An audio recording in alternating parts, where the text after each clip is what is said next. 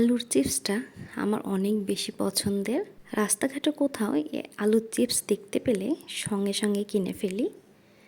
আসসালামু আলাইকুম, আমি মাহি, আপনাদের সবাইকে স্বাগত মাহি রান্নাঘরে। নিজের জমিতে চাষ করা আলু, কিছু আলু নষ্ট ছিল, কেটে গিয়েছিল, আমি সেইগুলো দিয়ে আজকে আলুর চিপস করে দেখাবো আপনাদের। আমি আলুগুলো ভালোভাবে ধুয়ে নিচ্ছি। আলুগুলো ধোয়া হয়ে গেলে আমি এখন চাকচাক করে আলুগুলো কেটে নেব। মিডিয়াম সাইজ করে নেব, একদম বেশি পাতলাও না, একদম মোটাও না। তারপর আমি আবার ভালোভাবে ধুয়ে নেব। আমি 3-4 বার এভাবে ধুয়ে নেব। যত বেশি ধোবেন তত আলুটা তত বেশি পরিষ্কার হবে।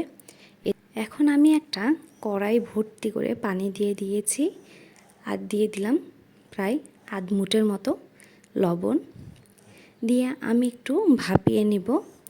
একদম পুরোপুরি সিদ্ধও করব না, জাস্ট হালকা একটা বলক আসতেই তুলে ফেলবো। এখন এটা নিয়ে রোদে নিয়ে গিয়ে আমি একদম কড়কড়ে করে শুকিয়ে নেব। দেখেন এখন ভাজলে এগুলো কি সুন্দর ফুলে ফুলে উঠবে। বাসায় হোমমেড সব কিছু খাওয়ার মজাই আলাদা, হেলদিও।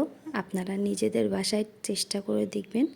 এখন যেহেতু আলুর সিজন, কম টাকায় অনেক আলু পাওয়া যায়, আপনারা চেষ্টা করবেন বাসায় তৈরি করতে। সবাইকে ধন্যবাদ। আসসালামু আলাইকুম।